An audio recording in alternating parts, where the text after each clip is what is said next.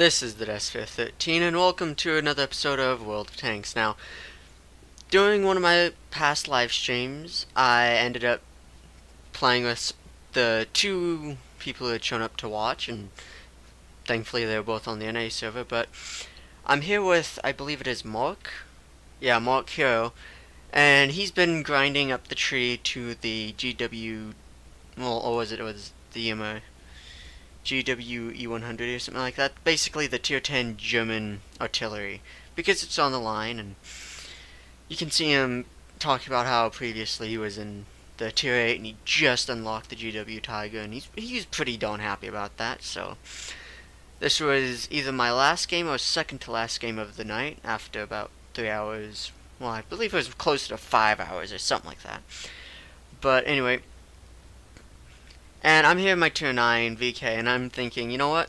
They're going to have another tier 10 after this. I might as well play this occasionally to build up some XP on it, and hopefully get it to the point to where I can get the tier 10 at some point.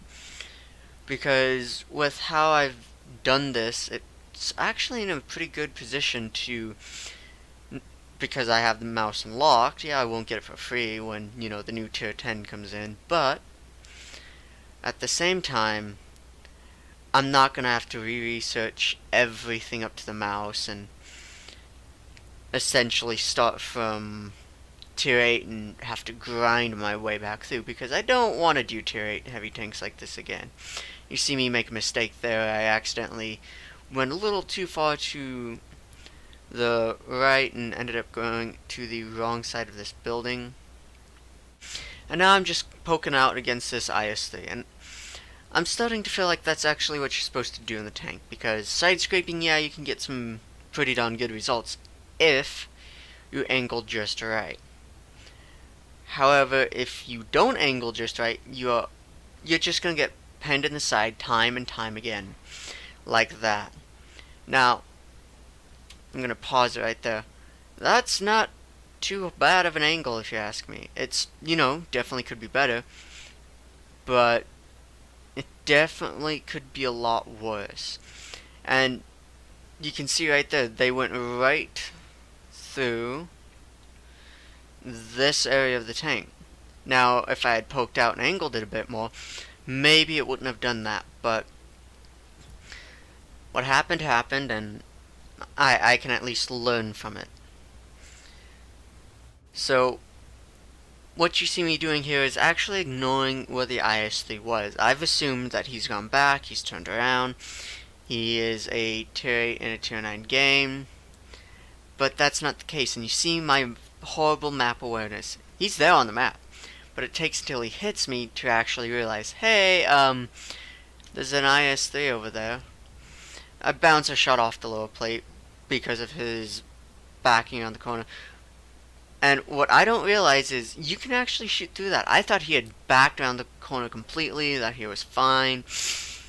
But apparently there's a small little inlet, I guess, which is hard to see from this side, that you can either shoot through, or it's just hard to see from this area. And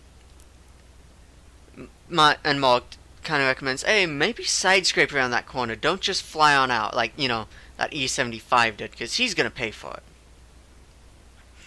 So I took him up on that, and while I don't decide to stay over there, this time I'm not about to forget about that IS-3, so that's what I initially side scrape against, but he's not there.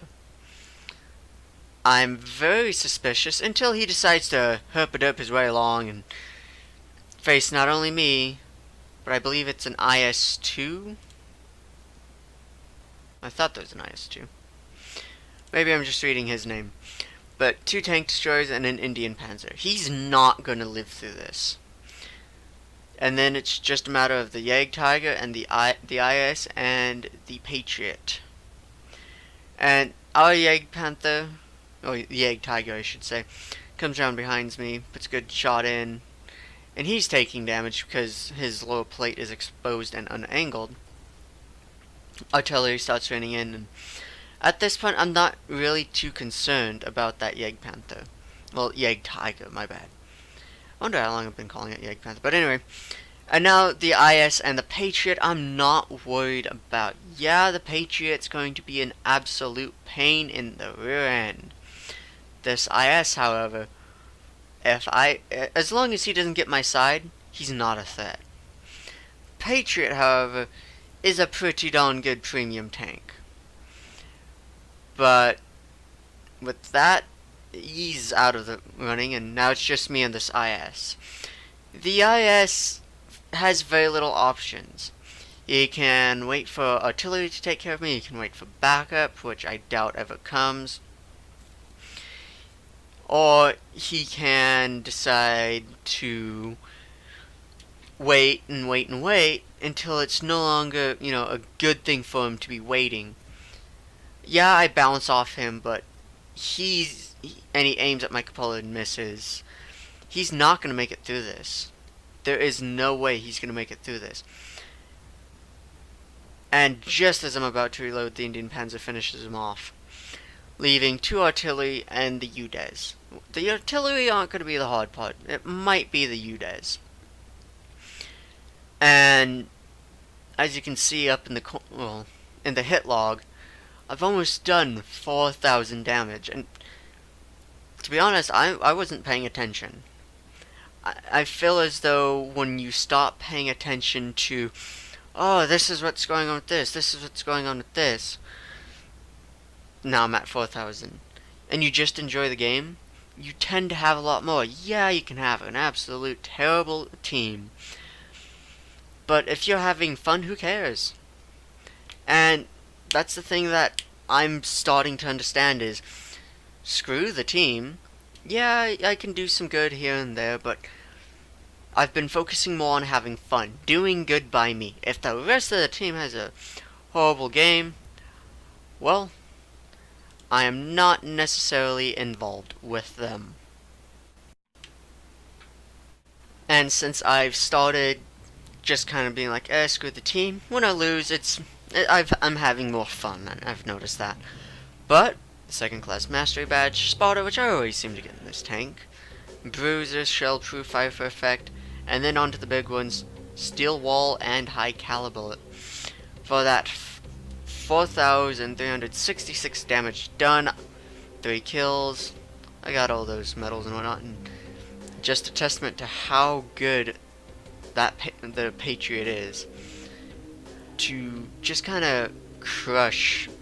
I mean, yeah, he didn't do that much damage, but he still made it to the top of the team, so. And as for Mark, he was in artillery. I can't really blame him, because it's RNG once you fire, it's RNG once you hit, and once you hit, it's RNG for damage. And on to the detailed report.